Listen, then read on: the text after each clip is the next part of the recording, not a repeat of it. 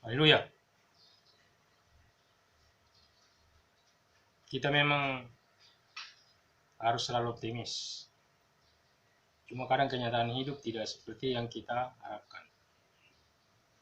Itulah bukti bahwa Tuhan itu berdaulat atas hidup kita. Haleluya.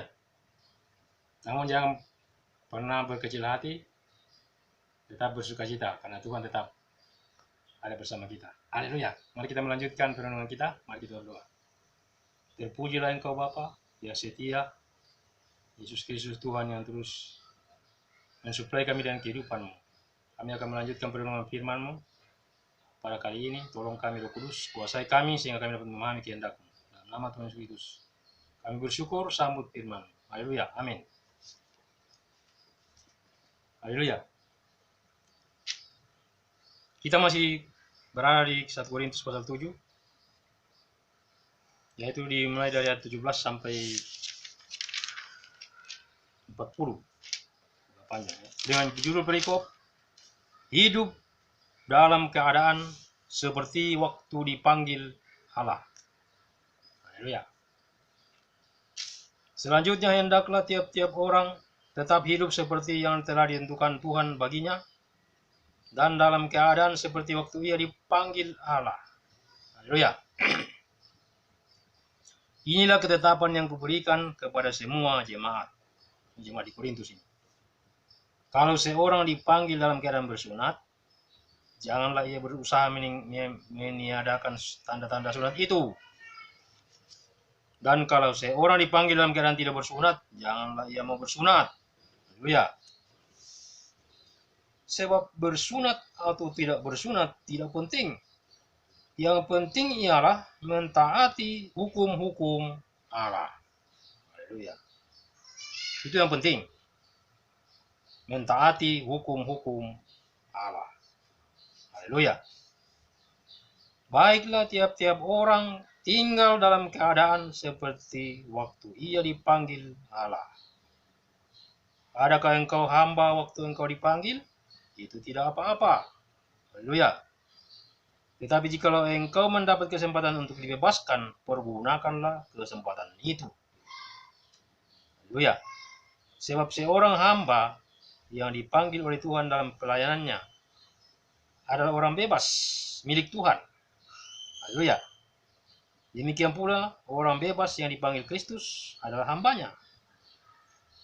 Haleluya. Ayat 3. Kamu telah dibeli dan harganya telah lunas dibayar. Karena itu janganlah kamu menjadi hamba manusia. Haleluya. Kita sudah dibeli dan lunas dibayar dengan darah Yesus. Haleluya. Karena itu dikatakan janganlah menjadi hamba manusia. Ayat 24. Saudara-saudara, hendaklah tiap-tiap orang tinggal di hadapan Allah dalam keadaan seperti pada waktu ia dipanggil. Ini maksudnya orang jemaat di Korintus. Haleluya.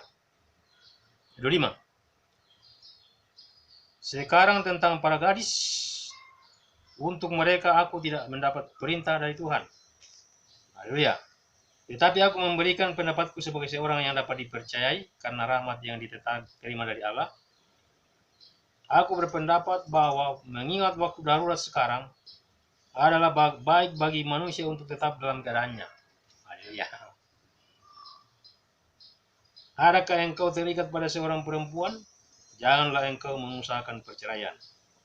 Adakah engkau tidak terikat pada seorang perempuan? Janganlah engkau mencari seorang.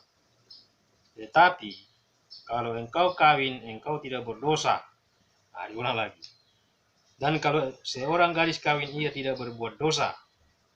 Tetapi orang-orang yang demikian akan ditimpa kesusahan badani, dan aku mau menghindarkan kamu dari kesusahan itu. Tujuannya Paulus hanya saat itu untuk menghindarkan mereka dari kesusahan itu dikatakan. Haleluya. Karena mengingat waktu darurat. Haleluya.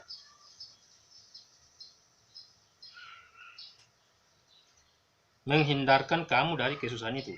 Saudara-saudara, inilah yang kumaksudkan, yaitu ini maksudnya. Waktu telah singkat. Waktu telah singkat, karena itu dalam waktu yang masih sisa ini, orang-orang yang beristri harus berlaku seolah-olah mereka tidak beristri. Itu maksudnya. Dalam arti mengutamakan Tuhan lebih dari segalanya. Dan orang-orang yang menangis seolah-olah tidak menangis. Lihat. Dan orang-orang yang bergembira seolah-olah tidak bergembira.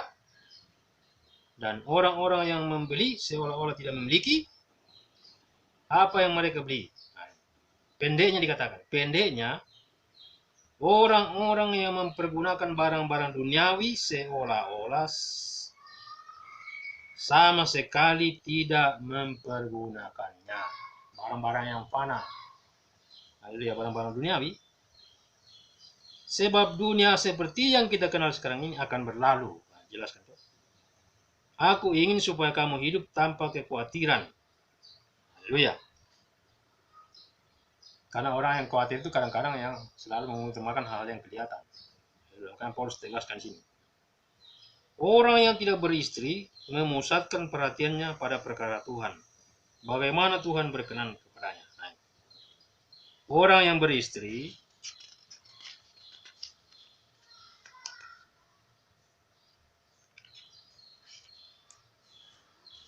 memusatkan perhatiannya pada perkara duniawi. Bagaimana ia dapat menyenangkan istrinya. Haleluya.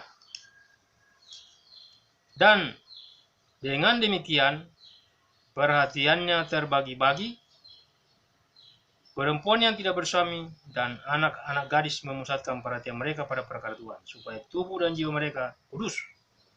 Tetapi perempuan yang bersuami memusatkan perhatiannya pada perkara duniawi, bagaimana ia dapat menyenangkan suaminya.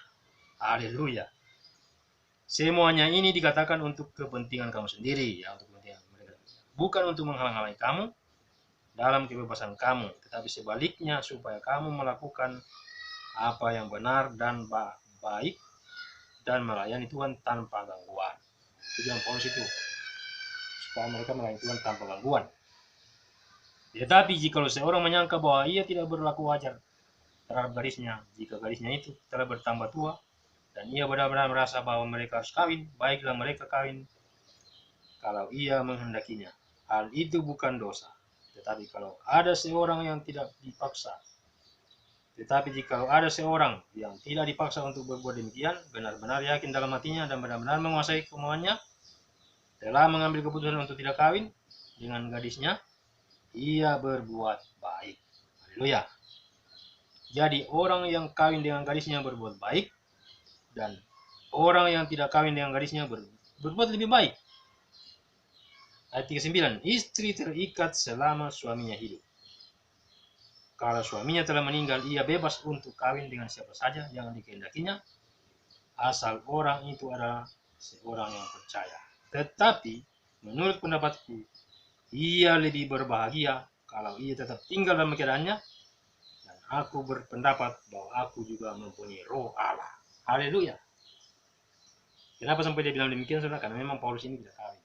Dia menasihati tentang perkawinan, tetapi dia juga tidak kawin. Makanya dia katakan, dan aku berpendapat bahwa aku juga mempunyai roh Allah. Dan itu diterima daripada Roh Kudus.